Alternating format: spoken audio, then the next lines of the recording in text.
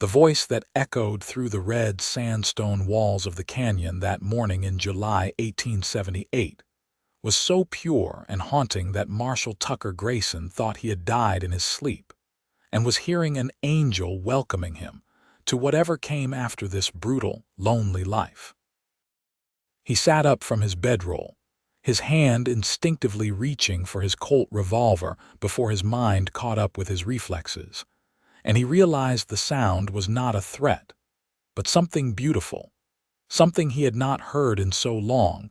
He had almost forgotten such things existed in this harsh New Mexico territory.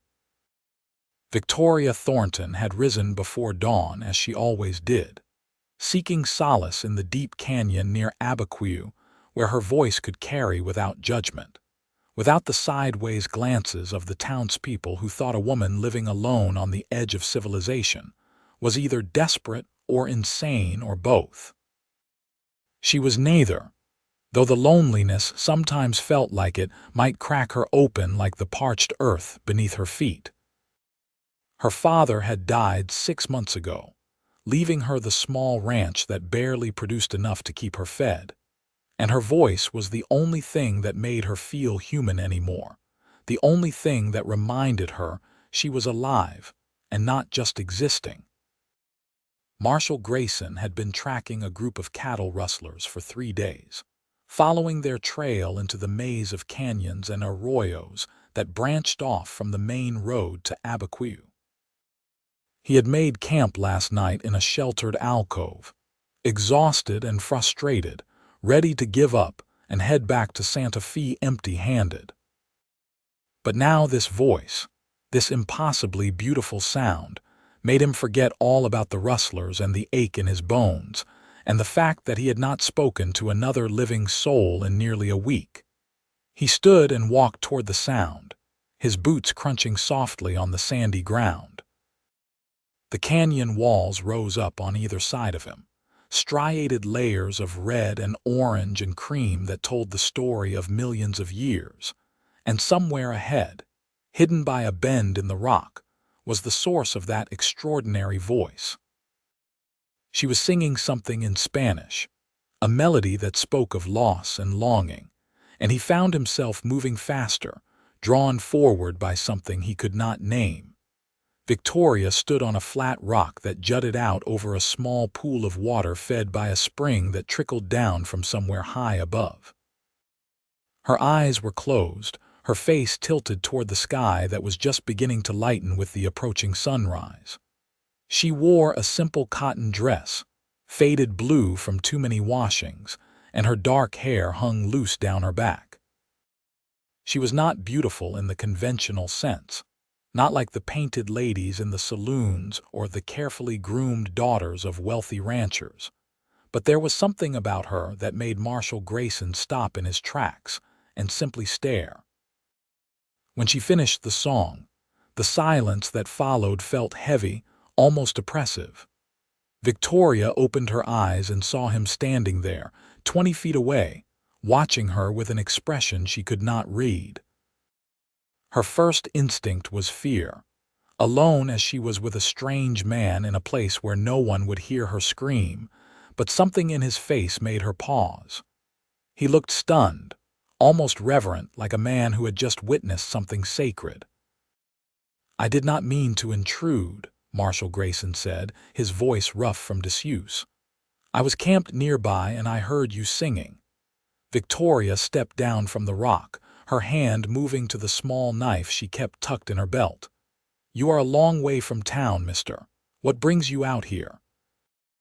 "I am Marshal Tucker Grayson out of Santa Fe," he said, holding his hands out to show he meant no harm. "Tracking some cattle thieves, but that seems a lot less important now that I have heard you sing." She relaxed slightly, though she kept her distance. "A marshal. We do not see many lawmen out this way. People in Abiquiu prefer to handle their own problems." "That seems to be the case everywhere in this territory," he said with a wry smile. "May I ask your name?" "Victoria Thornton," she said. "I have a ranch about 2 miles from here. My father started it, but he passed recently." "I am sorry for your loss," Marshal Grayson said, and she could tell he meant it. "It must be hard managing a ranch alone." "Hard does not begin to describe it," she said, and then wondered why she was telling this stranger anything about herself. "But I manage."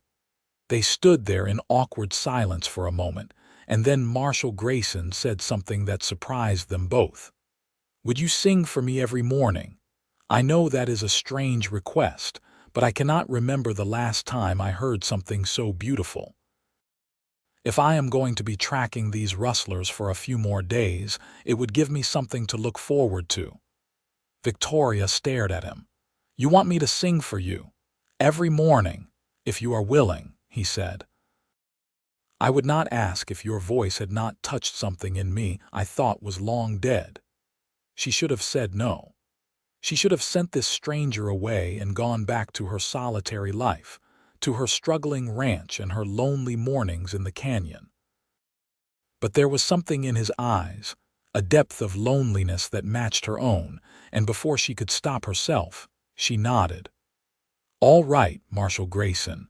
I will sing for you every morning as long as you are here." "Call me Tucker," he said, and his smile transformed his weathered face into something almost handsome. The next morning, Victoria returned to the canyon to find Tucker already there, sitting on a boulder with his hat in his hands, waiting like a man at church.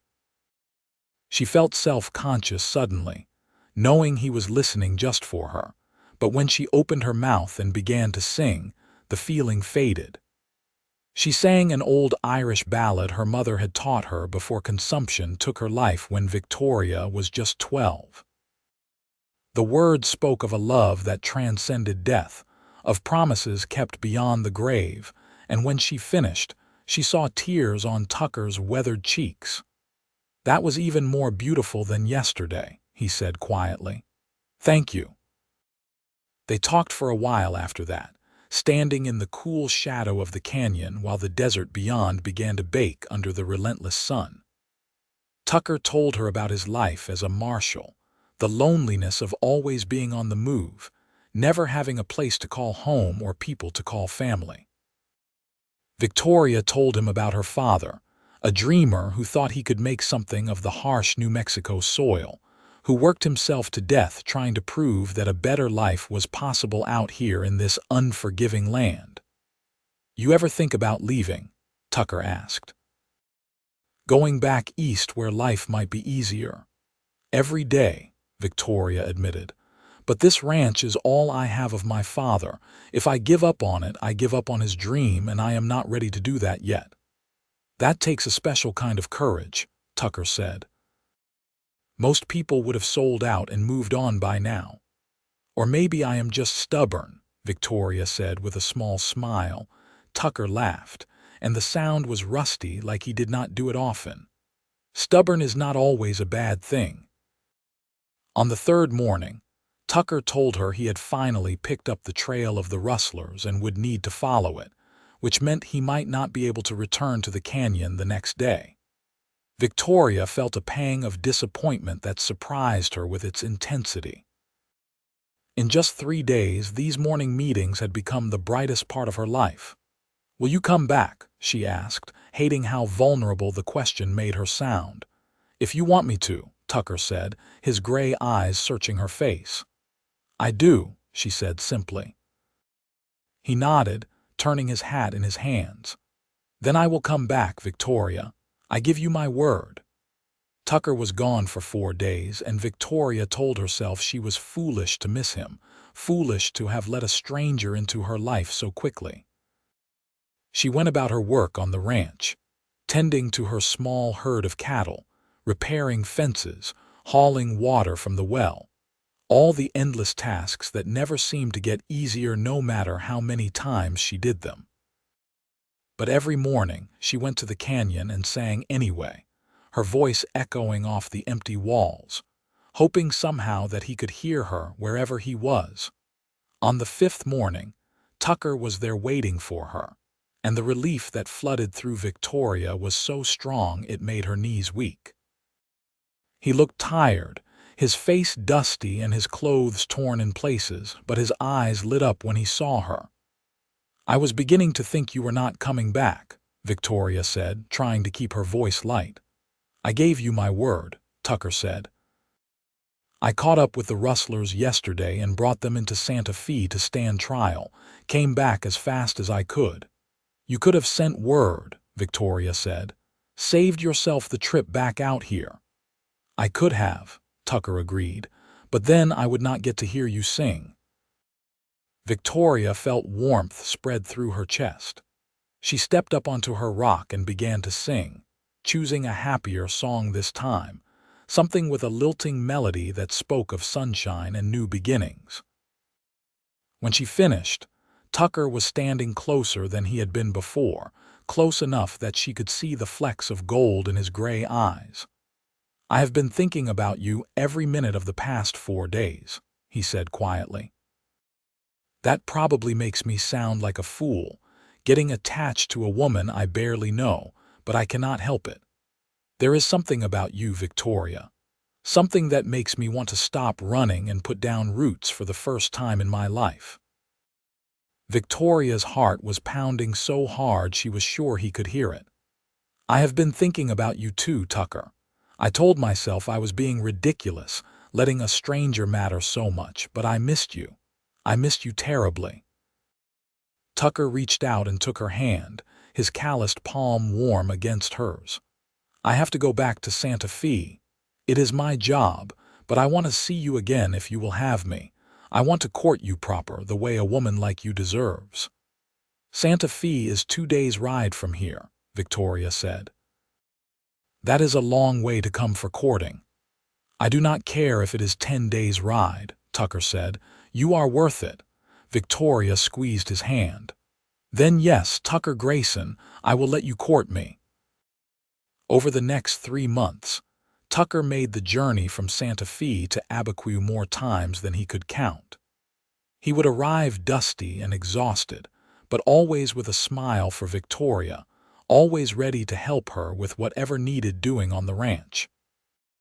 He was not a farmer and had no experience with cattle, but he was strong and willing to learn, and Victoria found herself relying on him more and more, not just for the physical labor but for the companionship, the conversation, the simple pleasure of having someone to share her life with.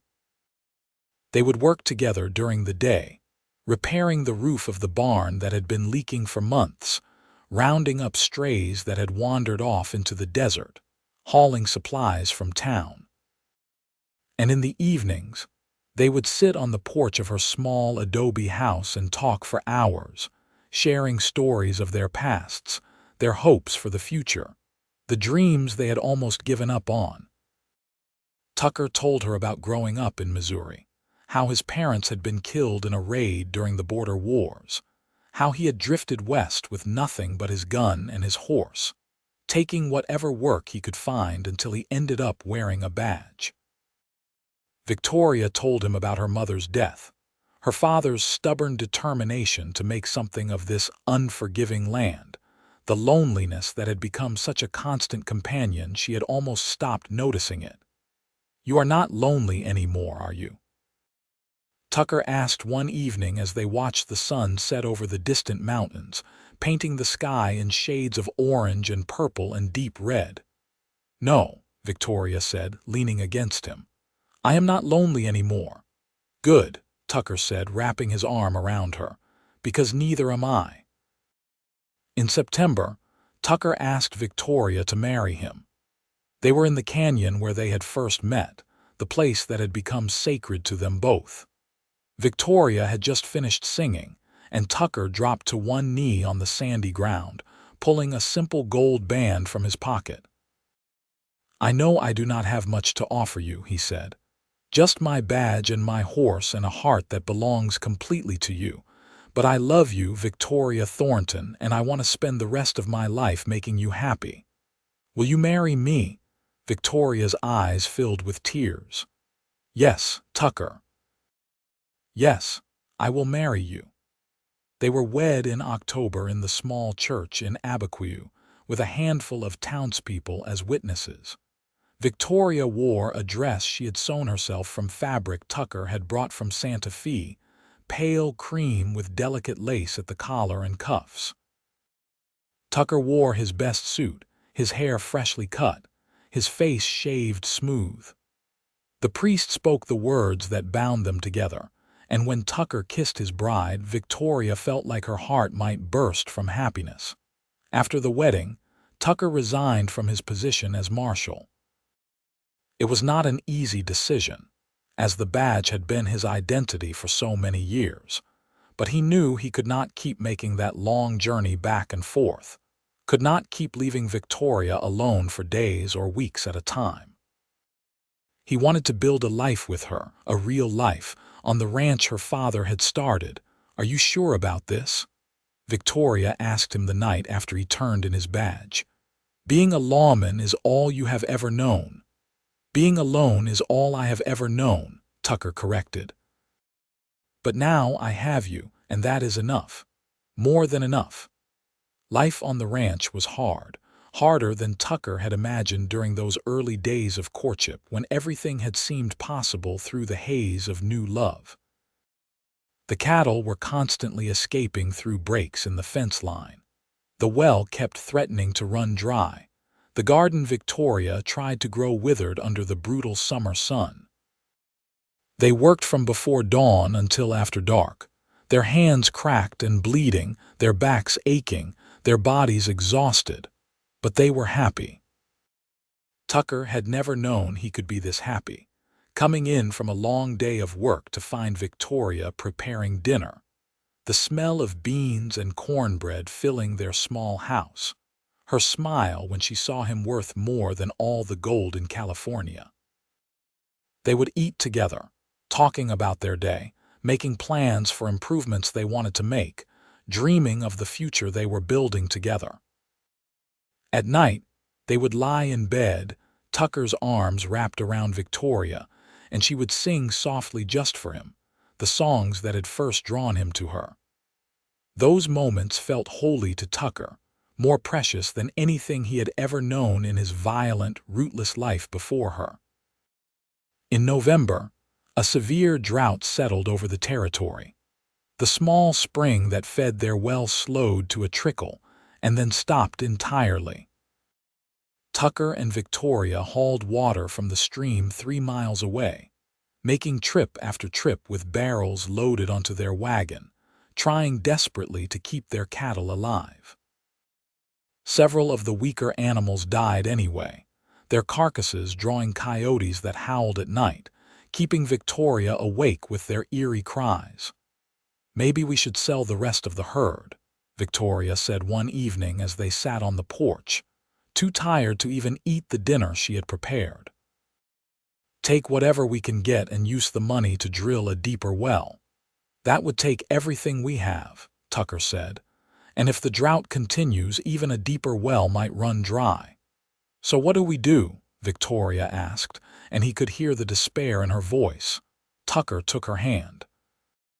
"We keep fighting. We do not give up. Your father did not give up, and neither will we." Victoria leaned her head on his shoulder. "I am so tired, Tucker, tired of fighting this land, tired of feeling like we are one bad season away from losing everything." "I know," Tucker said quietly. "But we have each other. As long as we have that, we can get through anything." In December, the rains finally came.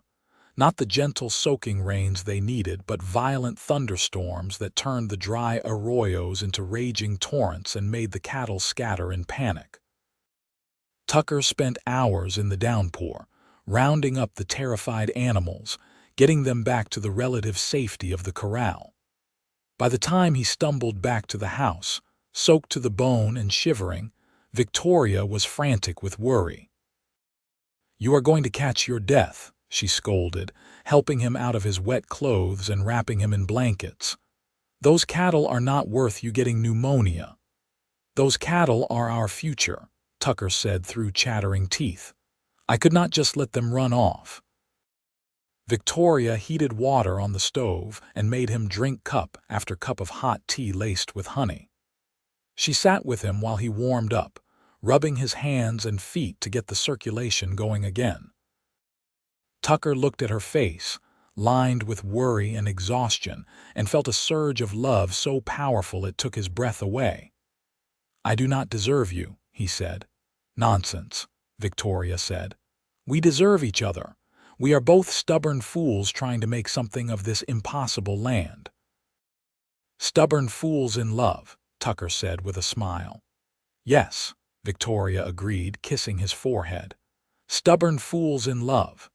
By January 1879, things began to improve. The storms had refilled the well and the spring was flowing again. The grass came back, turning the brown desert into something almost green. Their cattle fattened up, and Tucker was able to sell several head in Abiquiu for a good price. They used the money to buy supplies and make repairs, and put a little away for emergencies. On a cold morning in late January, Victoria woke up feeling sick. She barely made it outside before she was violently ill, heaving until her stomach was empty and her throat burned. Tucker found her there, pale and shaking, and carried her back to bed. "I am sending for the doctor," he said, his face creased with worry. "No," Victoria said weakly. "It is not necessary. I think I know what this is." Tucker stared at her. "You do," Victoria nodded, a small smile playing at her lips despite how terrible she felt. "I think I am with child Tucker." The expression on Tucker's face went through several rapid changes, from shock to confusion to wonder to pure joy. "A baby. We are going to have a baby." "I think so," Victoria said. "It would explain why I have been so tired lately and my courses are late." Tucker sat down on the edge of the bed, looking dazed. "A baby. I am going to be a father." "Are you happy?" Victoria asked, suddenly uncertain. They had never really talked about children, too focused on just surviving day to day. "Happy?" Tucker turned to her, his eyes bright. "Victoria, I am beyond happy. I am terrified and thrilled, and I do not have the first idea how to be a father, but yes, I am incredibly, impossibly happy." Victoria laughed, which turned into a cough. "Good, because I am terrified too." The months of Victoria's pregnancy were both wonderful and difficult. The morning sickness faded after a few weeks, but she grew tired easily, and the desert heat of summer was even more oppressive than usual. Tucker became fiercely protective, insisting that she rest more and do less of the heavy work around the ranch. Victoria chafed at the restrictions but secretly appreciated his care. They used what little money they had saved to prepare for the baby, buying soft fabric for diapers and tiny clothes, fixing up a corner of their bedroom to serve as a nursery. Victoria sewed while Tucker worked, her hands busy creating little gowns and blankets, imagining the child they would soon hold. "You hope for a boy or a girl?" Tucker asked one evening as he built a small cradle from wood he had scavenged and carefully sanded smooth. "I do not care as long as the baby is healthy," Victoria said, "though a boy might have an easier time of it out here." "A girl would be just as strong if she takes after her mother," Tucker said firmly. "You are the toughest person I know, Victoria Grayson." Victoria smiled at the sound of her married name. Even after all these months, it still gave her a little thrill to hear it. "I like when you call me that." "Good," Tucker said, looking up from his work. "Because that is who you are, my wife, the mother of my child, the love of my life." Victoria felt tears prick her eyes, hormones making her more emotional than usual. "I love you, Tucker." "I love you too," he said, "more than I have words to express." In September 1879, almost exactly a year after they were married, Victoria went into labor. Tucker rode hard to Abiquiu to fetch the midwife, a capable Mexican woman named Senora Martinez, who had delivered most of the babies in the area for the past 20 years. She arrived calm and unflappable, taking charge of the situation with practiced efficiency.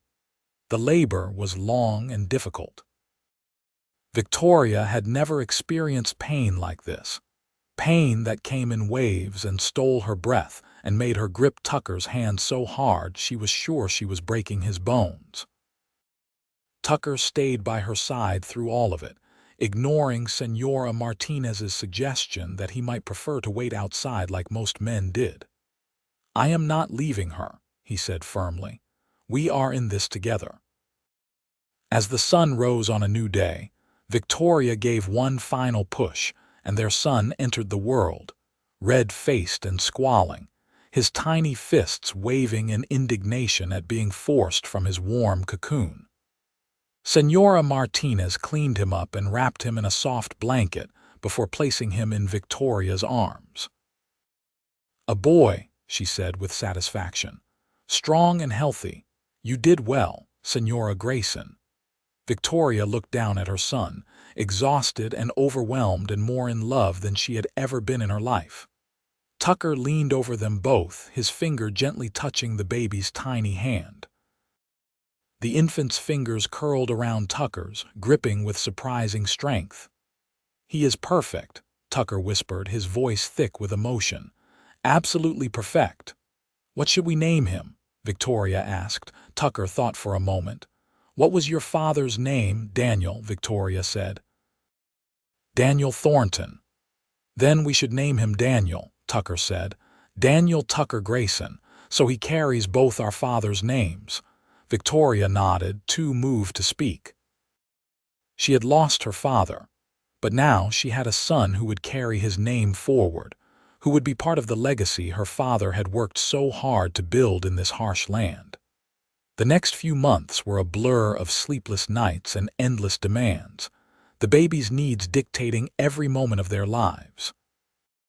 Tucker proved to be a devoted father, getting up in the middle of the night to bring Daniel to Victoria for nursing, changing soiled diapers without complaint, walking the floor with a colicky baby so Victoria could get a few precious hours of rest. "You are better at this than I am," Victoria said one afternoon, watching Tucker soothe their crying son with practiced ease.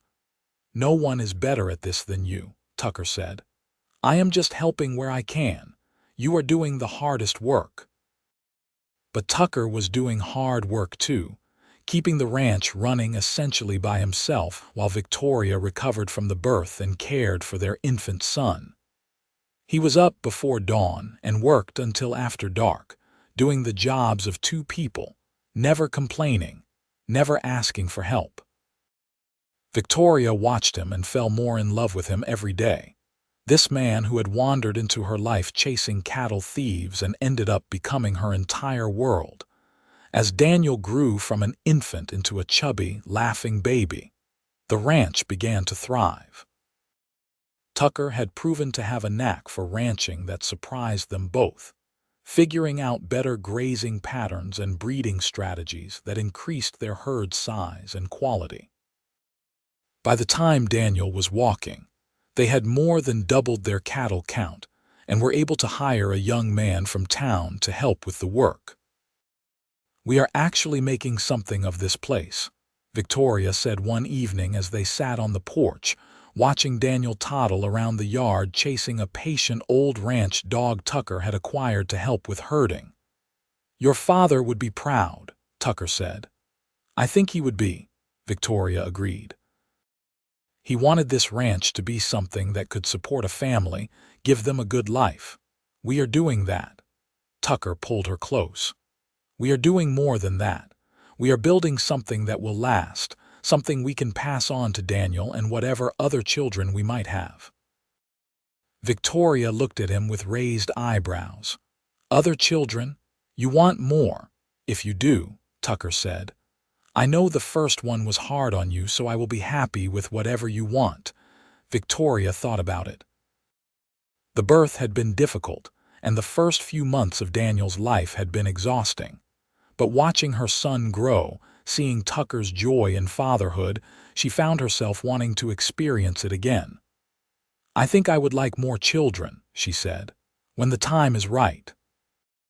"Then we will have more children," Tucker said, kissing her temple. When the time is right. The time proved to be right sooner than they expected. By the spring of 1881, Victoria was pregnant again. This pregnancy was easier than the first, perhaps because she knew what to expect, perhaps because she was not working quite as hard with hired help on the ranch. Their daughter was born in December 1881, a much easier birth than Daniel's had been, and they named her Catherine after Tucker's mother. With 2 children and a thriving ranch, life was busy but good. Daniel was a sweet-natured boy who followed his father everywhere, trying to help with the ranch work even though he was far too small to be of much use. Catherine was a placid baby who rarely cried, content to watch the world from her mother's arms or the cradle Tucker had built for her. "I never thought I could have this," Tucker said one night as they lay in bed, the house quiet around them, both children finally asleep. "A family, a home, a place that is mine. I spent so many years drifting, never belonging anywhere, and now I have everything." "We have everything," Victoria corrected, snuggling closer to him, "and we built it together." "You know what I was thinking about today," Tucker said. "That morning in the canyon when I first heard you sing. How close I came to just riding away without investigating, thinking I was imagining things. My whole life changed because I decided to follow the sound of your voice." Victoria smiled in the darkness. "My whole life changed because I decided to sing that morning instead of staying silent. It's strange how small decisions can alter everything." "You ever miss it?" Tucker asked. "Singing in the canyon? I know you have not been back there in years." "I miss it sometimes," Victoria admitted. "But I sing to the children now. It is different but just as meaningful." "You should go back sometime," Tucker said. "Take a morning for yourself. I can handle things here." Victoria considered it. The canyon held such special memories for her, of those early mornings with Tucker, of falling in love, of a time when her life was changing in ways she could never have anticipated. "Maybe I will," she said, "when Catherine is a little older and not so dependent on me." But the months turned into years, and Victoria never seemed to find the time to return to the canyon. Life was too full, too demanding. There were always children to care for, meals to prepare, work to be done. In 1883, their 3rd child was born, a son they named James. In 1885, another daughter arrived, whom they named Elizabeth.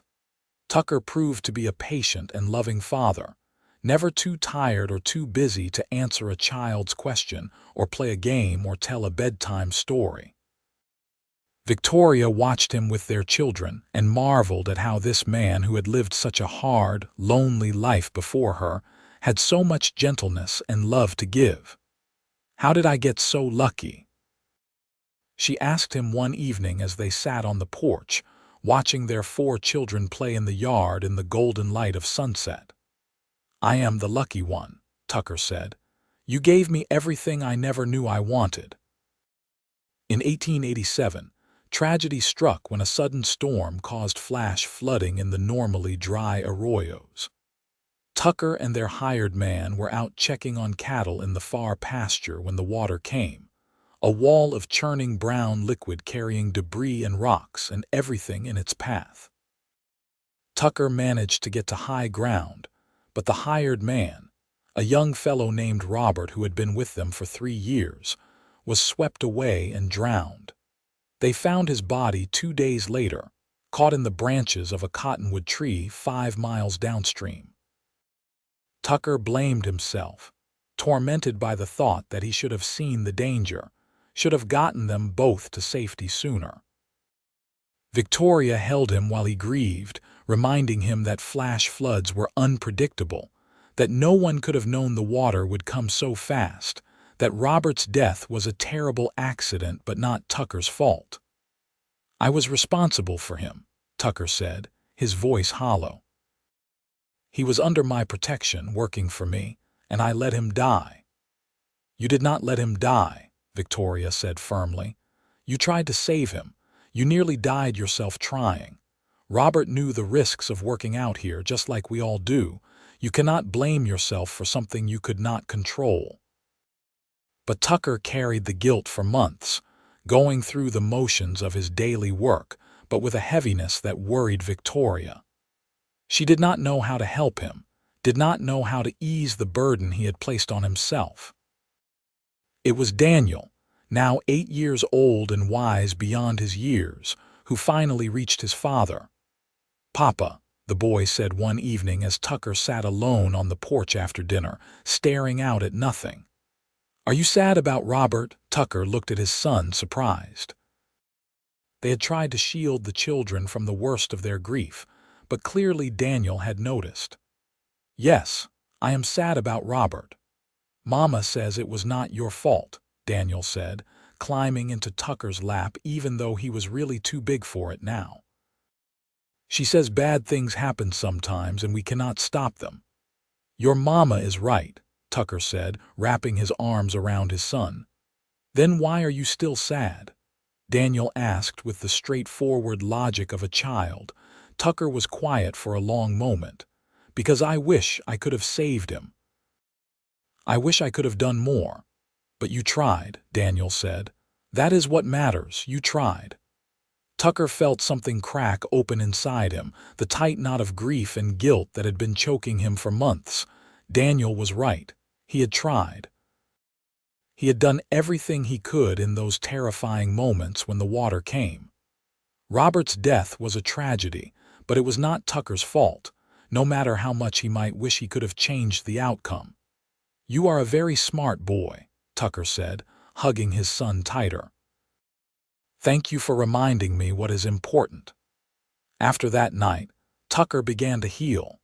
The grief remained, it would always remain, but the crushing guilt eased. He returned to himself, to the patient and loving husband and father Victoria and the children needed him to be. And when they hired a new hand to replace Robert, Tucker made sure to teach him about the dangers of flash floods, about reading the weather and the land, about staying safe in a place that could turn deadly in an instant. By 1890, the Grayson Ranch was one of the most successful in the area. They had nearly 200 head of cattle, 3 hired hands, and enough income that they could afford some small luxuries, things that had been impossible in those early struggling years. Tucker bought Victoria a new stove, one that heated evenly and did not smoke. Victoria bought Tucker a beautiful saddle, hand-tooled leather that he swore was too fine to actually use, though he used it every day. The children were growing up strong and healthy. Daniel was now 11, already talking about running the ranch himself someday. Catherine was 9, a serious girl who loved books and begged her parents to send her to school in Santa Fe. James was 7, wild and reckless, always coming home with scraped knees and torn clothes. Elizabeth was 5, her father's favorite though he would never admit it, with dark hair and gray eyes just like Tucker's. "We did good," Tucker said one evening as he and Victoria stood together watching their children. The ranch spread out around them, the mountains purple in the distance. "We did," Victoria agreed. "Better than I ever dreamed possible on that morning when you stumbled into my canyon." "I did not stumble," Tucker protested. "I was drawn by the most beautiful voice I had ever heard," Victoria laughed. "All right, drawn then. Either way, I am glad you came." "So am I," Tucker said, pulling her close.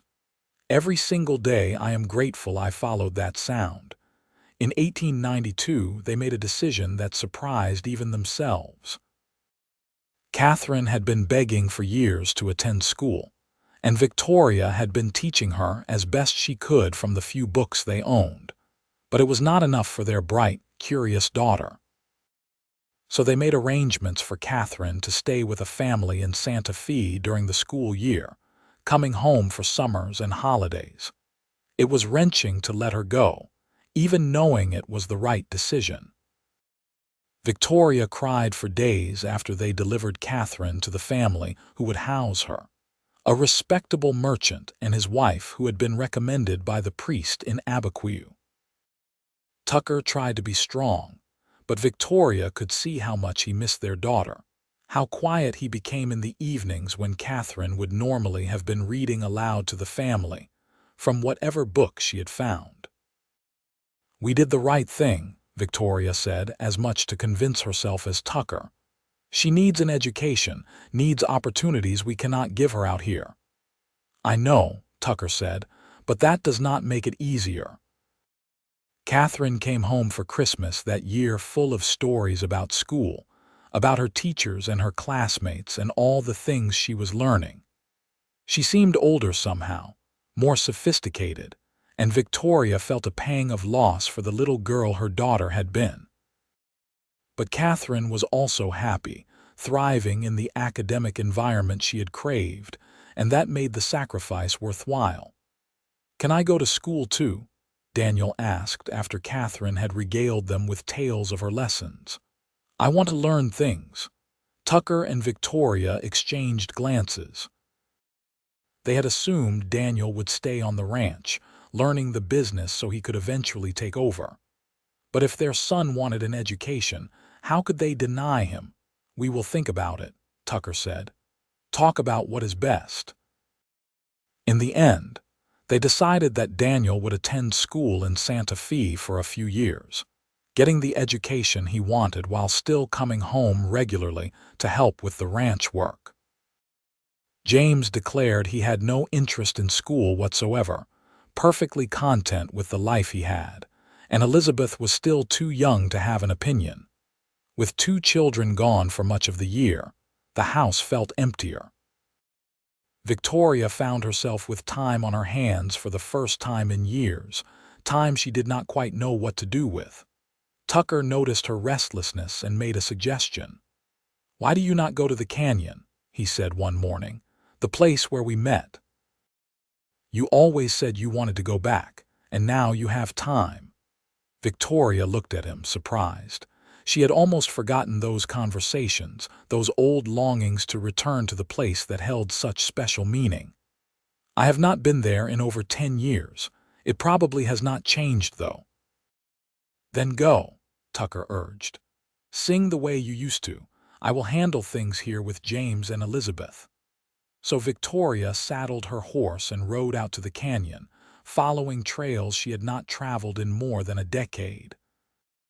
The canyon looked exactly as she remembered, the red rock walls rising up toward the impossibly blue sky, the spring still trickling down to form that small pool of clear water.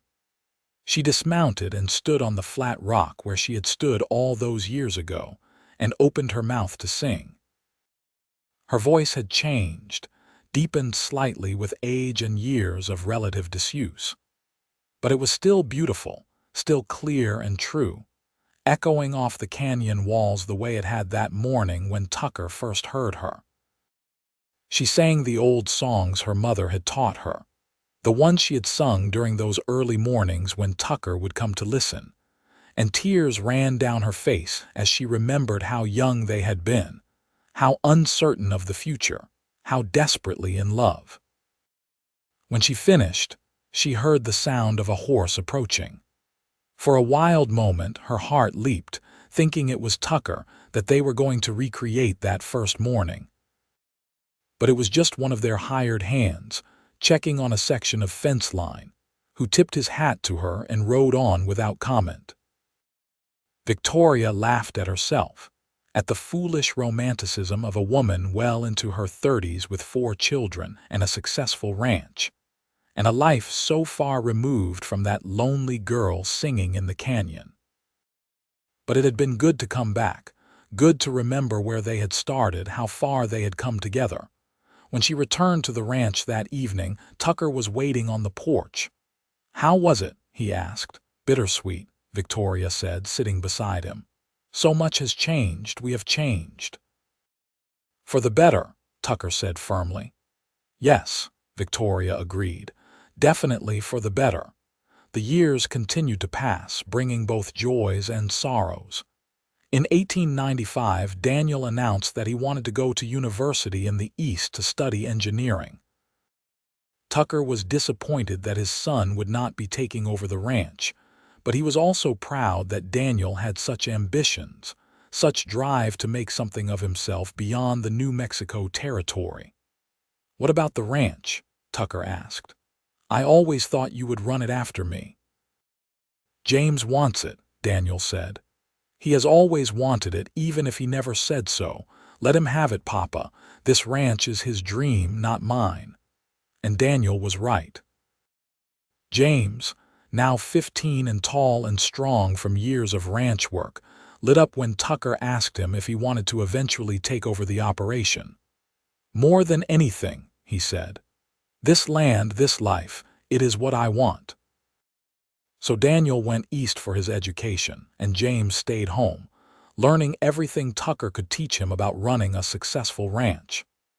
Catherine graduated from school in Santa Fe and took a position as a teacher, proud and independent, declaring she had no interest in marriage, at least not yet. Elizabeth, now 13, was torn between her love of the ranch and her love of learning, trying to figure out where she fit in the world. "They are all so different," Victoria marveled. "4 children from the same parents, raised in the same place, and each one completely unique."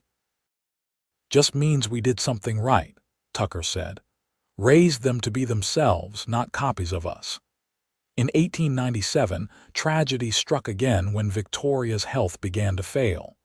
She had been feeling tired for months, dismissing it as the natural consequence of age and a hard life. But when she fainted one afternoon while working in the garden, Tucker insisted on taking her to a doctor in Santa Fe. The diagnosis was grim.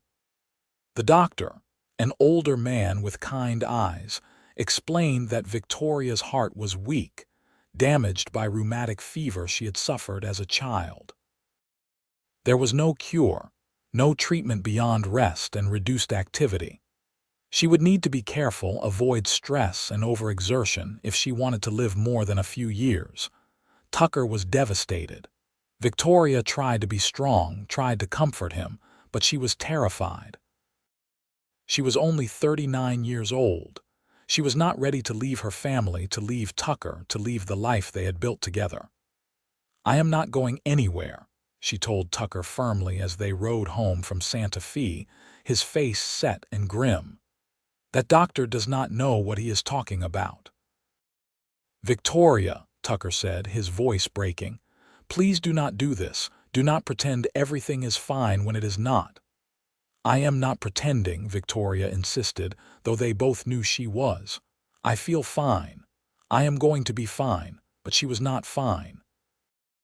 Over the next few months, her episodes of weakness became more frequent. She would have to stop in the middle of simple tasks, her heart racing, her breath short, her vision going dark around the edges. Tucker watched her with terrified eyes, trying to get her to rest more, to let the hired help and James and Elizabeth handle the work. "I do not want to be an invalid," Victoria said stubbornly. "I want to live my life." "I want you to live, period," Tucker said. "Please, Victoria. For me, for our children, please take care of yourself." In the spring of 1898, Victoria had a severe episode that left her bedridden for 2 weeks. Tucker sent for all the children, even Daniel, who had to travel all the way from his university in Boston.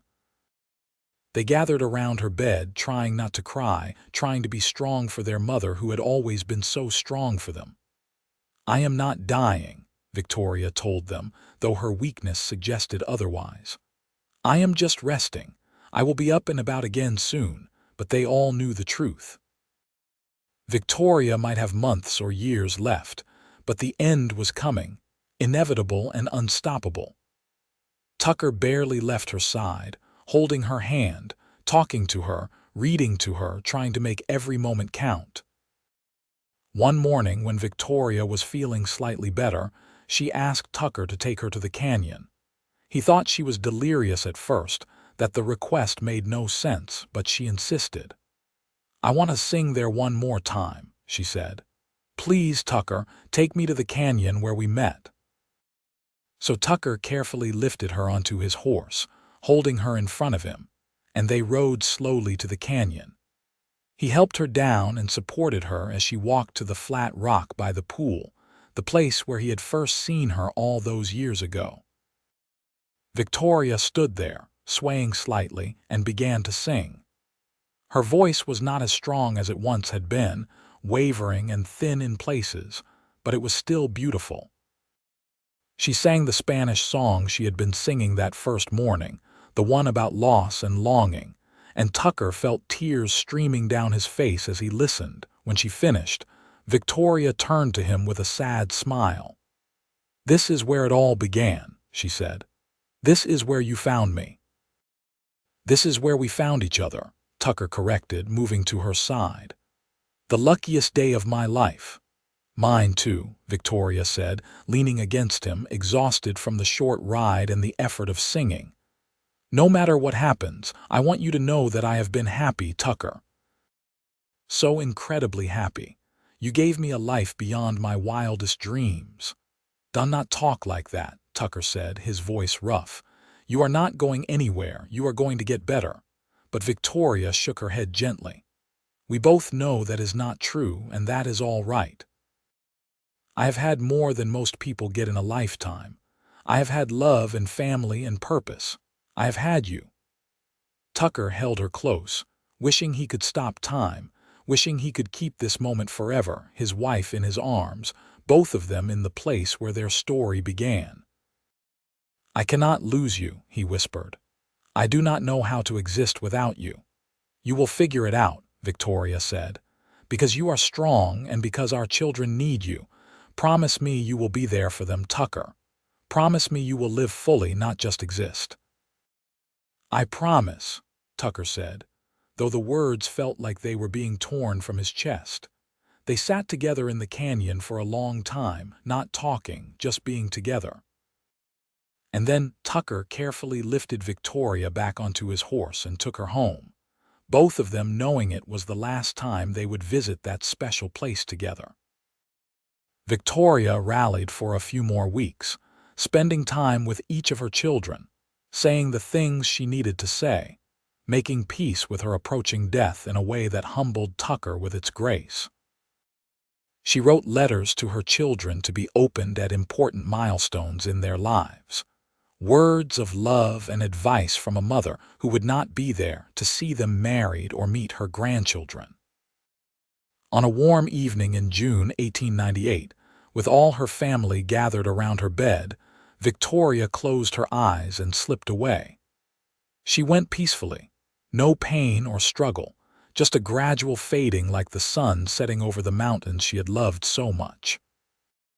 Tucker held her hand until the end, and for long minutes after, unable to let go, unable to accept that she was really gone. The funeral was held in Abiquiu, and it seemed like the entire town turned out to pay their respects.